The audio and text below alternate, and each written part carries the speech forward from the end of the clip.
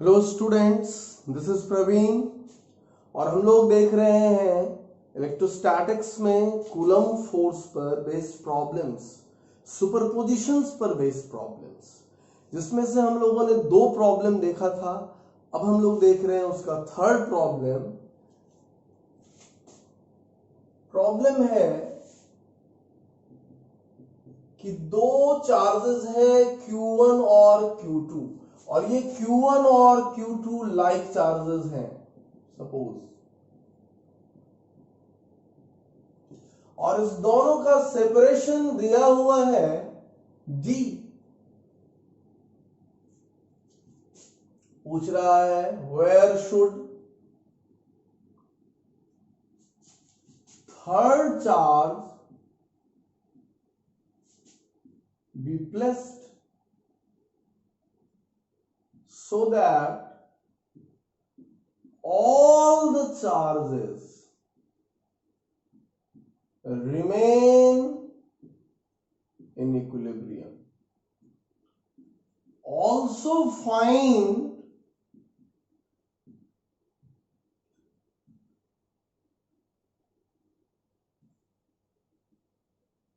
amount and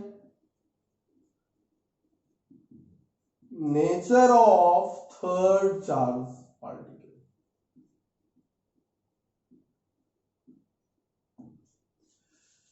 पिछले problem में जो तीसरा चार्ज था केवल उसी के इक्विलिब्रियम की बात हम लोग करते थे, लेकिन इस प्रॉब्लम में हम लोग सारे चार्जेस के इक्विलिब्रियम की बात कर रहे हैं।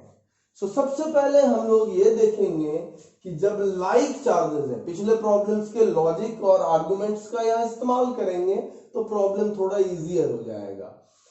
ये दोनों लाइक चार्जेस हैं तो तीसरे चार्ज का भी तो इक्विलिब्रियम है, third charges, all the charges remain in equilibrium. तो थर्ड चार्ज मान लो लिटिल क्यू है यहां पर थर्ड चार्ज क्या माना, लिटिल क्यू। लेट तो फोर्स ऑन लिटिल क्यू 0 होगा। इसके लिए क्या कंडीशन होगा? इसके लिए कंडीशन होगा कि इसको Q1 और Q2 के बीच में प्लेस करना है ना, यानी x का वैल्यू 0 से d के बीच में होगा। ये शर्त हो गया पहला, है ना। और सपोज करो यहां पर आ गए, लेकिन एक समस्या ये है कि वो जो तीसरा चार्ज है हमारा, उसका कोई भी नेचर हो, प्लस हो या माइनस हो, फर्क नहीं पड़ता है उसके इक्विलिब्रियम के लिए, है ना। हाँ, अगर इसके इक्विलिब्रियम में हमको x फाइंड आउट ही करना हो, या हम ये कहें कि ये R1 है और ये R2 है, तो हम बड़े आसानी से निकाल सकते हैं। फोर्स ऑन लिटिल क्यू 0 होने के लिए गौर से देखो, इस चार्ज का वैल्यू और यहां से डिस्टेंस का स्क्वायर R1 स्क्वायर, इस चार्ज से डिस्टेंस, ये चार्ज Q2 और यहां से डिस्टेंस R2 का स्क्वायर। तो एक रिलेशन ये हमको मिला, है ना।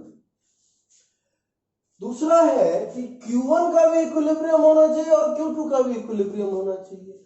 तो अगर हम Q1 के इक्विलिब्रियम को देखें तो इसके लिए सबसे पहले गौर करो कि ये प्लस तो ये भी प्लस होगा, क्योंकि Q1 Q2 लाइक चार्जेस हैं।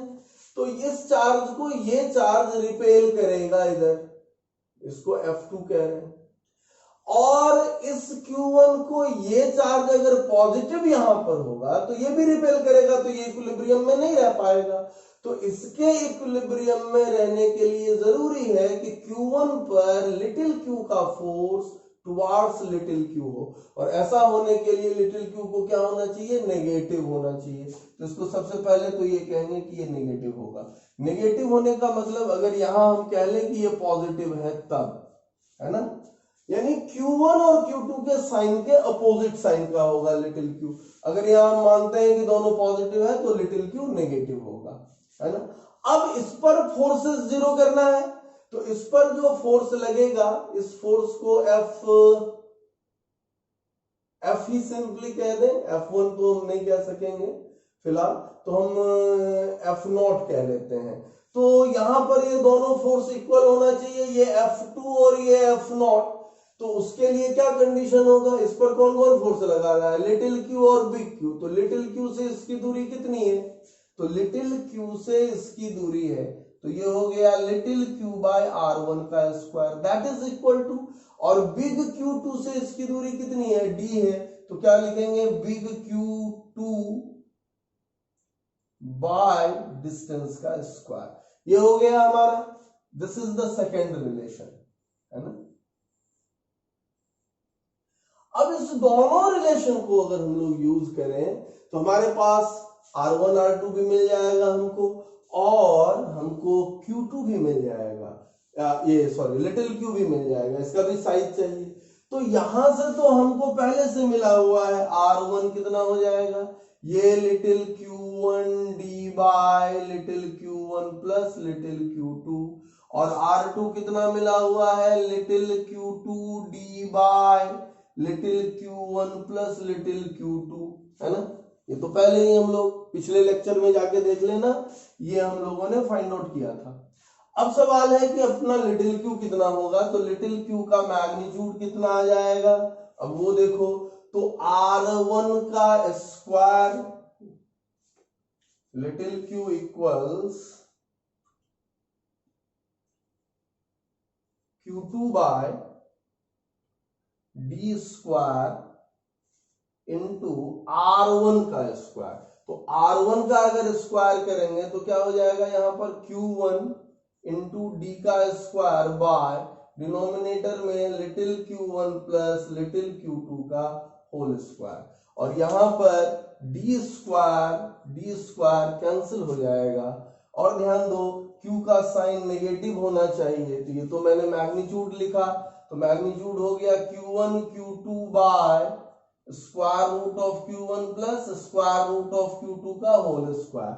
और अगर हमें प्रॉपर साइन में चाहिए तो हमें क्या मिलेगा, यहां पर लिटिल Q का वैल्यू, है ना, तो लिटिल Q का वैल्यू मिलेगा,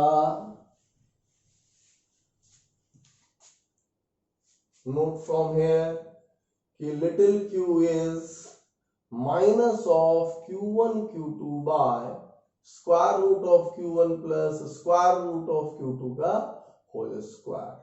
और कहां प्लेस्ड होगा, तो वो पोजीशंस R1 R2 हमें पता है, so in between the charges we can place it.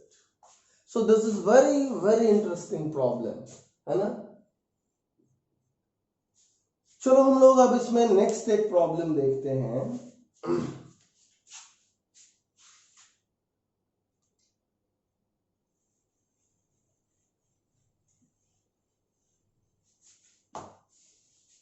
वो थोड़ा सा मैथमेटिकल प्रॉब्लम हो जाएगा, फिजिक्स भी है बट थोड़ा मैथ्स भी है उसमें, बहुत सिंपल मैथ्स है। 4 नंबर प्रॉब्लम, यहां ये कोई एक्स एक्सिस है, सपोज करो यहां पर लिटिल Q है, ये x बराबर 0 पर, और यहां x बराबर a, x बराबर 2a, x बराबर 3a एंड सो ऑन, ये x बराबर na हो गया। यहां a पर चार्ज बिग Q है और 2a पर चार्ज 8a है, सॉरी 8Q है, और 3a पर 27Q है ना, यानी 2 का पावर 3, 3 का पावर 3, तो यहां n पर हो जाएगा n का पावर 3Q चार्ज, है ना। पूछ रहा है find force on little Q, तो इस लिटिल Q पर कौन कौन फोर्स लगाएगा, ये भी पॉजिटिव, ये भी positive, all forces are, all charges are positive, ये भी पॉजिटिव है सपोज करो। तो इस चार्ज पर इसके कारण इसी डायरेक्शन में फोर्स लगेगा, ये टुवर्ड्स नेगेटिव एक्स, और इस 8Q के कारण भी इधर ही फोर्स लगेगा और इसके कारण भी इधर, यानी सारे चार्जेस एक ही डायरेक्शन में फोर्स लगाएंगे, तो हम लोग सारे फोर्स को ऐड कर लेंगे, क्योंकि all forces are acting in same direction, तो उसको एक स्केलर्स की तरह ऐड कर सकते हैं। अब देखो हम सीधे सीधे तौर पर अगर सारे फोर्सेस को जोड़ के लिखना चाहते हैं मैग्नीट्यूड, तो K सब में होगा, लिटिल Q के साथ सबका इंटरेक्शन है तो इसीलिए लिटिल Q सब में होगा, और यहां Q सब में इन्वॉल्व है ना, तो बिग Q भी सब में इन्वॉल्व है, डिस्टेंस में भी। यहां से A है, यहां से 2A है, यहां से 3A है, तो A का स्क्वायर तो सब में आएगा ही आएगा, तो इतना कॉमन कर लीजिए। अब क्या हो गया, यहां पर ये 1 है, अब बाय 1, तो 1 बाय 1 1 हो गया। यहां पर ये क्या हो गया 8 बाय, और यहां पर 2A का होल स्क्वायर होता तो ये हो जाता 4, नहीं, यहां पर ये 27 बाई 3A का होल स्क्वायर, A स्क्वायर इधर आ गया, Q इधर आ गया, तो 27 बाय, और ये 3 3 9 हो गया। और एंड सो ऑन अगर करते हम चले जाए तो यहां क्या हो जाएगा n क्यूब बाय, और ये na का होल स्क्वायर होता तो a स्क्वायर कॉमन निकल गया है, तो यहां पर n स्क्वायर आ गया। So this is very simple result, k little q big Q by a square.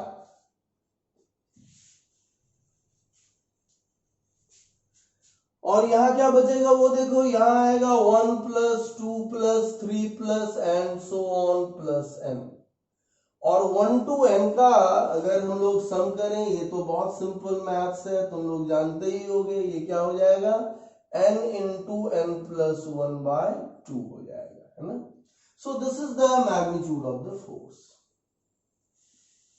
तो ये बड़े आसानी से निकल जाता है। ऐसे और भी प्रॉब्लम्स हम लोग इसमें कर सकते हैं, लेकिन अभी नहीं करेंगे, वो जब हम लोग इलेक्ट्रिक फील्ड के प्रॉब्लम्स करेंगे तो वहां पर करके दिखाएंगे। ओके, नेक्स्ट प्रॉब्लम जो हम लोग ले रहे हैं, that is also interesting problem.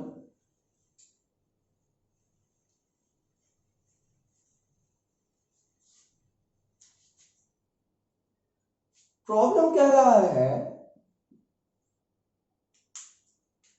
कि यहां पर एक स्ट्रिंग है जिसका नेचुरल लेंथ L है, और स्प्रिंग कांस्टेंट K है। इसके दोनों एंड पर हमने यहां 2 चार्ज्ड पार्टिकल लटका दिए, बांध दिए, और ये किसी हॉरिजॉन्टल प्लेन सरफेस पर, स्मूथ सरफेस पर प्लेस्ड है। इस पर भी चार्ज Q है और इस पर भी चार्ज Q है। तो कहता है find extension in spring in equilibrium.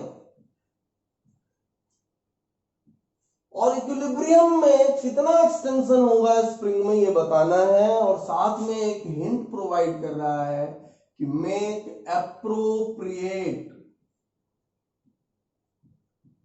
Approximation.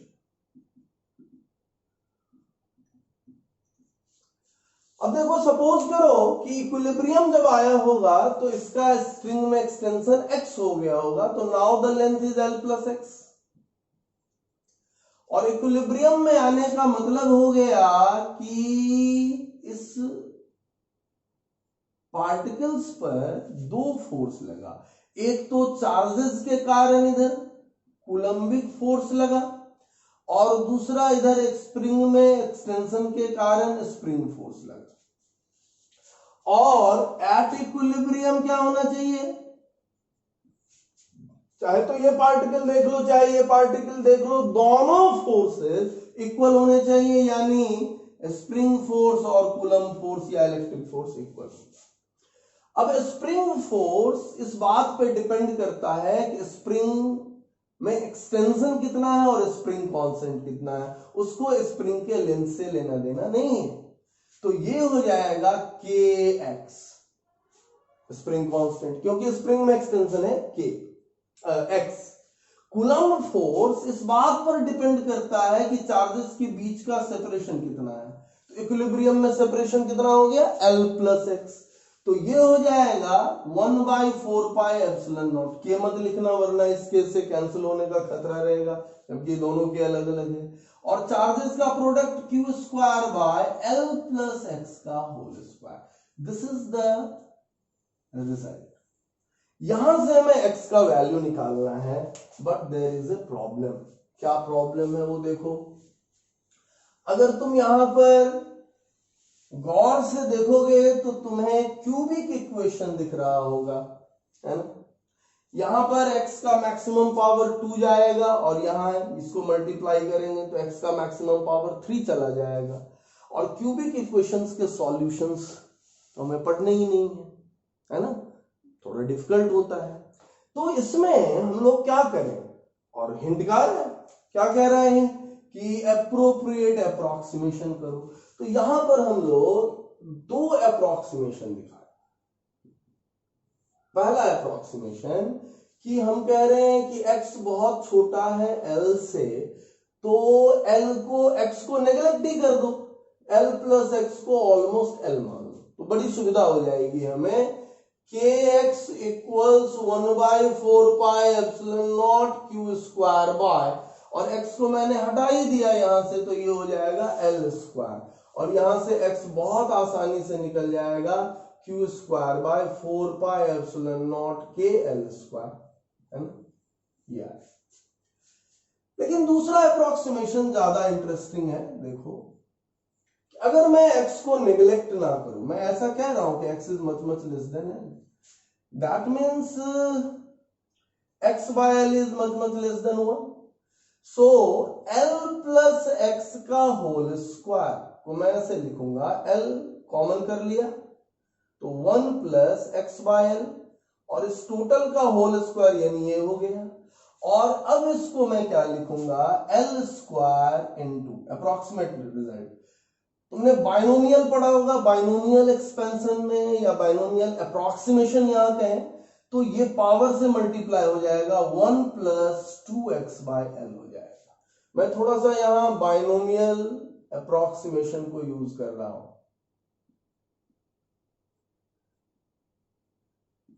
Binomial approximation कहता है कि 1 plus x to the power n, चाहे प्लस या माइनस हो, यहां पर भी प्लस या माइनस हो, है ना, तो ऐसी स्थिति में हम लिखते हैं यहां पर 1 प्लस माइनस एन एक्स, ये मल्टीप्लाई हो जाएगा, है ना। कब ऐसा होगा, if x is much much less than 1। ध्यान से देखना, यहां पर इस पावर का और इस x का मल्टीप्लीकेशन होगा विद द साइन। अगर ये भी प्लस तो यहां प्लस, ये भी माइनस तब भी प्लस, लेकिन एक प्लस एक माइनस तो यहां माइनस हो जाएगा। So this kind of approximation is called binomial approximation. तो here we do the binomial approximation. क्यों? क्योंकि x बाय एल जो है ये बहुत छोटा है 1 से, तो हम इसके पावर से इसको मल्टीप्लाई कर दिए, ये रिजल्ट आया। अब इसको अगर हम लोग अपने रिजल्ट में यूज करें तो क्या हमको रिजल्ट मिलेगा, kx बराबर 1/4πε0 q स्क्वायर बाय, और ये l प्लस एक्स के होल स्क्वायर के जगह पर लिखेंगे l square 1 plus 2x by l का ये।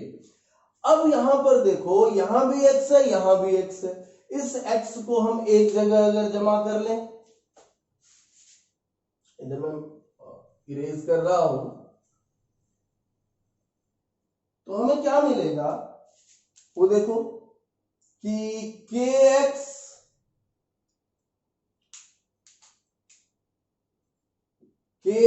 Into 1 plus 2x by L, है ना, दैट इज इक्वल टू, और इस k को हटा दे यहां से, इधर ले आए तो ये हो जाएगा q square by 4πε0 k l square, है ना, जो कि ये टर्म है q square by 4πε0 k l square, है ना, ये आ गया।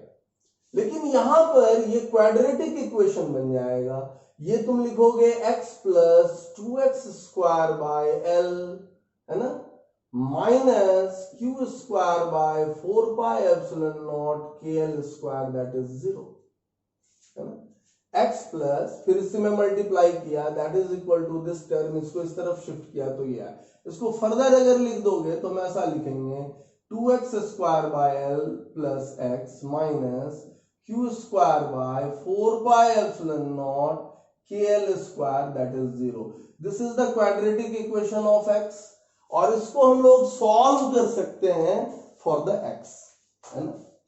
अगर मैं इसे सॉल्व कर दूं x के लिए तो क्या रिजल्ट आएगा, x हो जाएगा minus of b, minus of b क्या हो गया 1, है ना, plus minus square root of B square, है ना।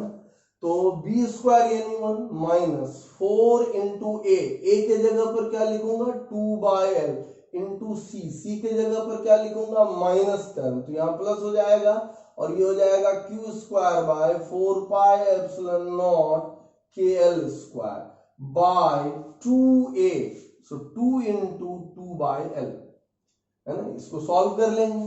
अब देखो यहाँ पर नेगेटिव तो लेना नहीं है ना, तो पॉजिटिव लेके चलेंगे तो ये 1 से ज्यादा ही आ रहा है, तो इसमें से 1 माइनस कर लेंगे तो यहाँ पर 4/l हो जाएगा। तो x बराबर हो जाएगा l/4 into square root of, यहाँ पर 4 कैंसिल हो जाएगा 1 प्लस और ये हो गया 2q square bye, let me erase something, ये जगह बहुत कम पड़ेगा,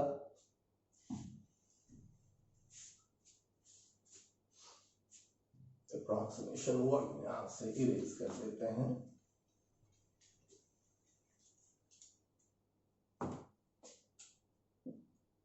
सो x विल बी, यहां क्या हो जाएगा l/4, ये l ऊपर शिफ्ट हो गया और here square root 1 plus 2q square by, और ये हो जाएगा पाई एप्सिलॉन नॉट के एल क्यूब, ये क्या लिया है यहाँ एल स्क्वायर है, और यहां हो जाएगा -1, है ना। So this is the result. तो ये आया, लेकिन ये काफी बड़ा है ना। तो फर्स्ट जो अप्रोक्सीमेशन था वो बहुत सिंपल अप्रोक्सीमेशन था, और सेकेंड अप्रोक्सीमेशन थोड़ा कॉम्प्लिकेटेड है, बट ये कोई बहुत मुश्किल नहीं है इसको इवैल्यूएट कर लेना, तुम बड़े आसानी से इसको भी इवैल्यूएट कर सकते हो, तो you will get this answer, है ना। चलो, तो that's all for the day. अगले लेक्चर में हम लोग कुछ और प्रॉब्लम्स लेकर के चलेंगे, जिसमें हम लोग इसी तरह के प्रॉब्लम्स देखेंगे। लेकिन आज जो हम लोगों ने प्रॉब्लम्स देखा, उसमें सारे प्रॉब्लम्स में हम लोगों ने एक चीज खास रखा कि फोर्सेस एक ही लाइन में एक्ट होते रहे। अगले क्लास में जो हम लोग प्रॉब्लम लेकर के आएंगे, उसमें फोर्सेस कोलिनियर नहीं रहेंगे, नॉन कोलिनियर फोर्सेस का सुपरपोजिशंस देखेंगे। Thank you. अगर आपको हमारा ये वीडियो पसंद आया हो तो प्लीज इसे लाइक, सब्सक्राइब और शेयर जरूर करें। Thank you again.